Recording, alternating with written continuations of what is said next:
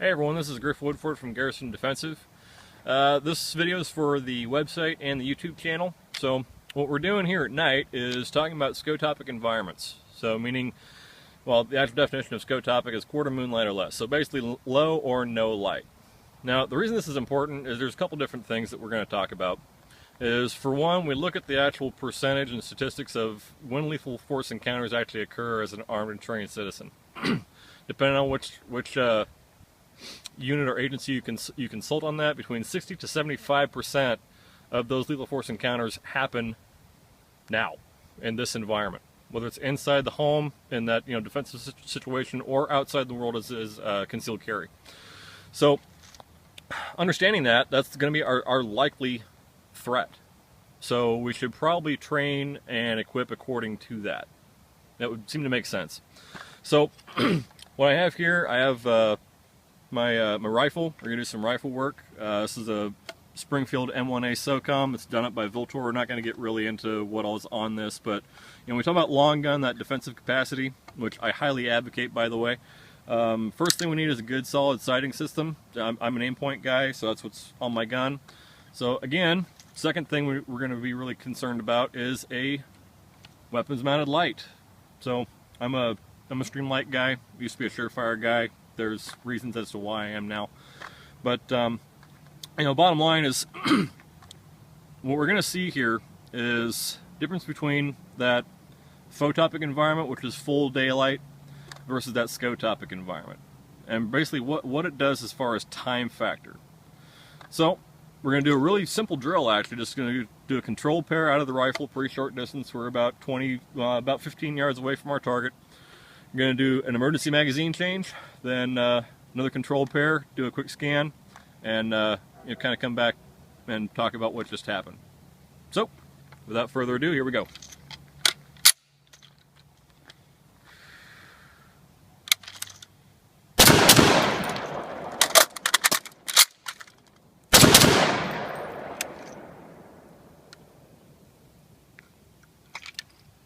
Okay, so that was pretty successful.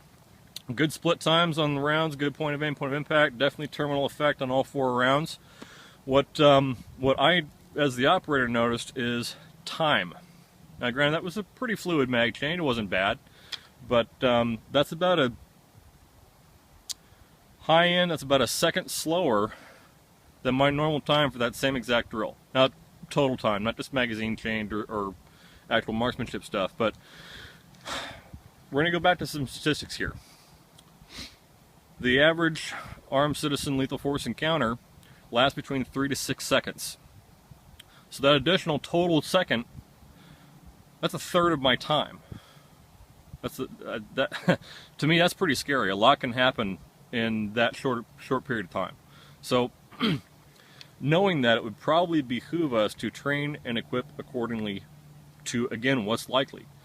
It's not just about the mechanics and the marksmanship stuff, really, and that's what I tell all my students once they reach a certain level, is that's the easy part. That's the part you're not supposed to think about.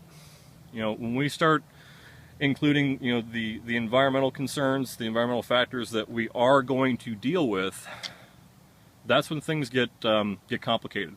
It's the thought processes, the strategic decision making, the tactics, the understanding and adaptation to what's going on around us. That's the hard part.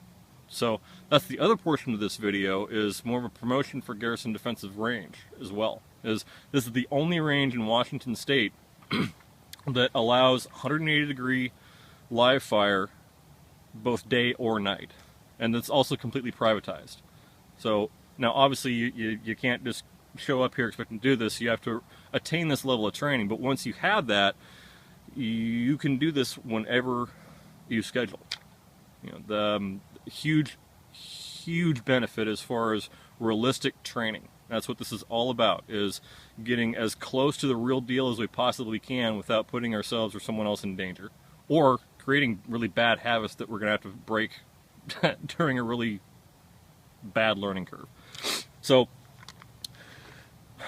moral of the story, guys, get trained. Ideally come here and get trained. Been doing this for a long time, and this is pretty standard procedure for once we reach a certain level of training at Garrison Defensive. I mean, you can expect to do this and do this often.